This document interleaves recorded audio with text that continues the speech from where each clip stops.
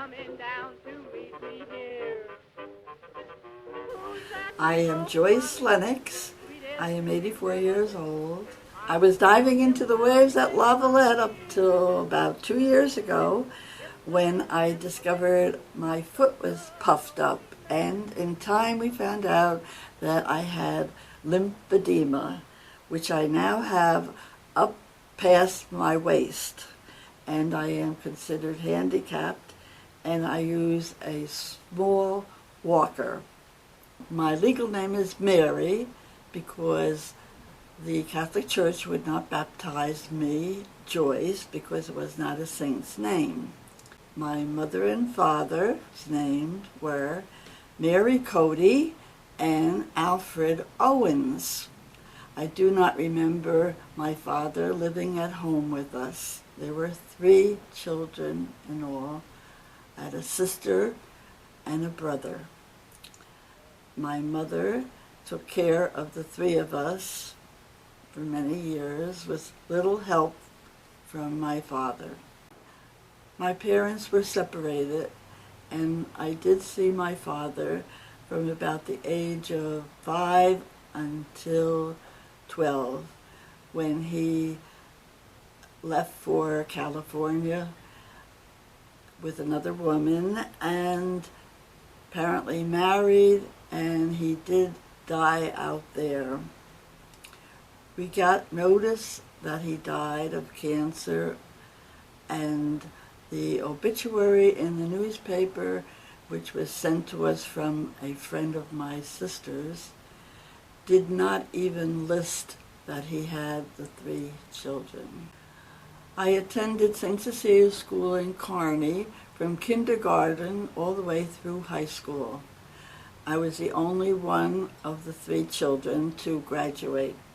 My brother and sister, as soon as they were able, went out to earn money for our support. In high school, I was taking up stenography, and I did in time become a secretary and an administrative assistant. I worked most of my life for the Catholic Church in the social service departments. When I was in my early 20s, I met Alan Lennox, and over a period of time, I saw him socially in a group of young Democrats, and he asked me to play tennis, which he was very good at. I was not.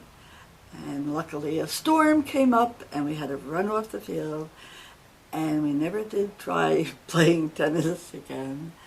But time went by and I didn't hear from him, and I met him again at a dance.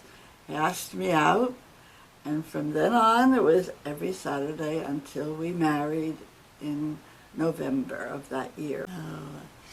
My husband had never proposed to me, and I mentioned this to him, and he said, well, I couldn't get serious with you because I was an apprentice plumber, and that is why there was the big distance between our first and second date, which was 2 years.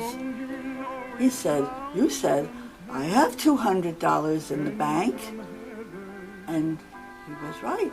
We did get married, and somehow we had a reception, which we paid for ourselves because he had no father.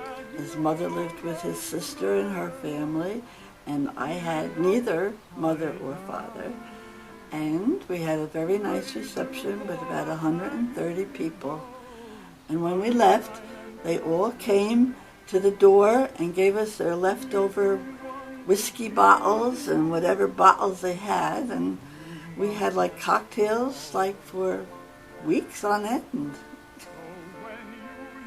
before I got married, I was bending over incorrectly and injured my spine. I ended up in Crippled Children's Hospital in Newark, and they had to put me in traction, and then I was put into a cast made of plaster of Paris, which weighed a ton on me, and it was a little dramatic. I was telling Alan that I didn't think I wanted to get married.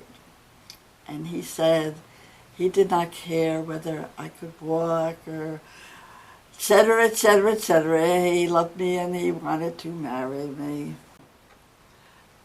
We had an apartment in North Arlington, and I continued to work until I had my first child, Diane.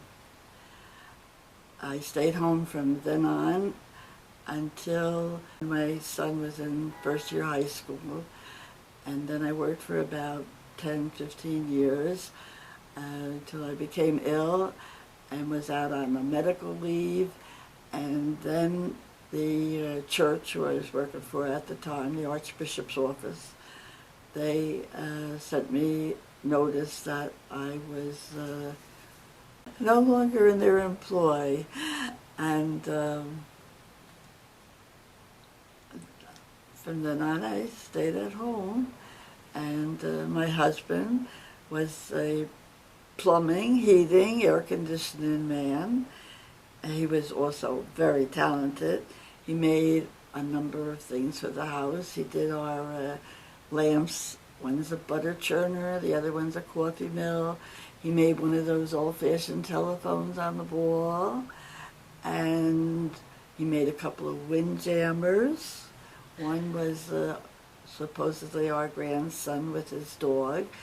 The wind would blow the wheel and he would reach the dog with a ball. The other one was the road runner. And he was always had to have everything just so, the colors. He would watch the TV and get the colors correctly. He was a great guy. And he had me to put up with because I had a few spells of depression for the next few years. I've been dealing with depression for a number of years, and I am on medication and will be for the rest of my life. In the matter of my mother's death, which is that she took her own life, there was no medication until the year after her death that would have helped her. Alan had a friend who owned property and a whole house with a swimming pool, a Sylvan swimming pool in Sussex County. And he invited us up there. And my husband Alan, he did a lot of work fixing the pool, putting gold leather on this man's baby grand piano. He was an entertainer, accordion player in New York. We took vacations down at the Jersey Shore at La Valette. A man that my husband knew owned a house right at the shoreline, and we have continued to go there for the last 20 years. My two children are Diane and Alan. Diane is not married, but Alan is, to Nora McGrath. And I have 3 grandchildren. We've got Alan Patrick, Caitlin, and Kimberly. They live in Sparta, and I see them quite often, especially at the holidays. It takes me so long to get moving. I have tea and my oatmeal, and I get the newspaper every day, so I bring that in, and by the time I'm reading that, I start to fall back to sleep again. That's another thing, I don't sleep through the night too well. Although I'm taking a little pill to help me once in a while. But by the time I start to get dressed and get going, it's lunchtime. Then I have a little lunch, and I have to say, come on, Joyce, get washed, dressed, and get out of here. It's no good to stay in the house. And so that's when I get out. I get out at least on Wednesdays to play Scrabble, and every so many Tuesdays to St. Stephen's Senior Group in Kearney. And Women's Club, I belong to the book club, and we meet once a month. Plus, once a month for regular club meetings. And more or less keeps me busy. When my husband passed away 7 years ago, I found him dead in the bathroom, but he had been on oxygen for near 2 years, I would say. He had been a heavy smoker, a very heavy smoker, although he had given it up a good maybe 10, 12 years before he died. But his lungs, also, I guess because he had asthma as a child, and then with smoking, otherwise he had never gone to a doctor. He was always healthy. He was always working, either at his plumbing and heating and air conditioning and making things. And he was a crossword puzzle times every day, even Sundays, which a lot of people say are very difficult. And I know he always let me in on things, even his work, his plumbing. I learned some things about fixing a toilet or fixing things myself. I even told him one time, I said, before I met you, I was fixing toilets. He looked, yeah, I'd go to a dance, and if I went and the toilets were stopped, I'd pull the top off, and I'd take the plunger up, and I used to work it and put the top back on. And but he was always busy, and even when he was sick, he never complained. You know what's the funny thing? When we were married, I didn't know that much. I guess we were having hamburgers too much. He said, Joyce, you think we could have something else, Could you do something? He said, what about meatballs? I said, oh, yeah, sure. So this one night we had this again. He says, Joyce, how did you make the meatballs? I said, I took the meat and I made balls.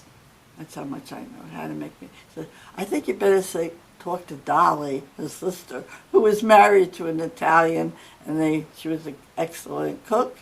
Another time, on Sunday, he had oatmeal almost every day except the weekend. He would have eggs and bacon and that. And he said, what would you like? He said, I'll have a couple of soft, 3-minute eggs. I said, oh, okay.